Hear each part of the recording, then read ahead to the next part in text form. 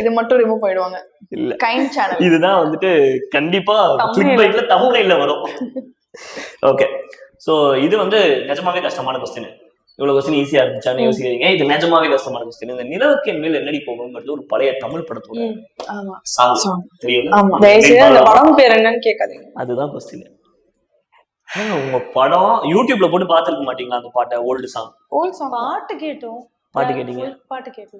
2 line தான் நீங்க answer பண்ணலனா ஒரு 2 லைன் பாடணும். 2 பேரும் சேர்ந்து பாடலாமா? எனக்கு இந்த பாட்டு தெரியாது. சரி சும்மா 5 6 நீங்க நல்லா பாடுறீங்க என்னோட.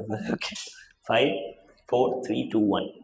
நிலவுக்கு என் மேல் என்னடி கோபம் நெருப்பாய் எரிகிறது இந்த என்ன மலருக்கு என் மேல் என்னடி கோபம் முள்ளாய் மாறியது. சரணம்லாம் எடுப்பாங்க போலயே. இவ்வளவு பாத்தீங்க. அந்த லைட்டா ஒரு பேர் இருந்திருக்குமே. சரி, அந்த ஹீரோ பேராவது தெரியுமா அந்த படத்துல?